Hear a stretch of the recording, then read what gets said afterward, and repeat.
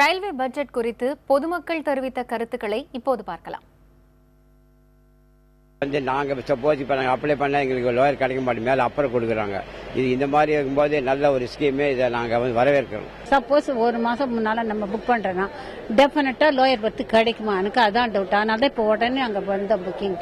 தமிழ்நாட்டில் எந்த விதமான முன்னேற்றமும் இல்லை. 5-6 ரயில் திட்டங்கள்லாம் அப்படியே நிறைவேற்றாமல் இருக்கு. கேட்டால் பன்ஸ் இல்லைன்றாங்க.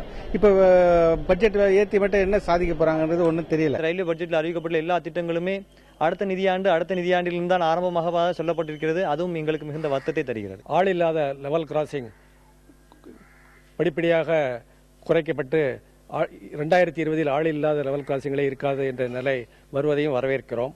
இப்ப கழிவறை வசதிகள் இப்ப சொல்றாங்க. அப்ப இந்த 5 வருஷமா அவங்களுக்கு எதுவும் தெரியலையா? ஆட்சியில எல்லா ஆட்சியுமே தான் நாங்க சொல்றோம். எந்த ஆட்சியுமே தனிப்பட்ட முறையில் யார் மேலேயும் தனிநபர் விமர்சனம் வைக்கல.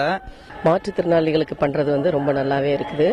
இன்னும் நிறைய ஃபெசிலிட்டிஸ், டாய்லெட் அந்த மாதிரிலாம் வைக்கிறது இன்னும் எல்லாருக்குமே ரொம்ப யூஸ்ஃபுல்லா இருக்கும். ஒவ்வொரு பட்ஜெட்லயும் மாற்றுத்திறனாளிகளுக்கு இந்தந்த அறிவிப்பு விடுறேன்னு சொல்லிட்டு சென்ட்ரல் கவர்மெண்ட்லயும் சரி, ஸ்டேட் கவர்மெண்ட்லயும் சரி அறிவிக்கிறாங்களே தவிர அதை அமல்படுத்த மாட்டுறது ரொம்ப கஷ்டமானது.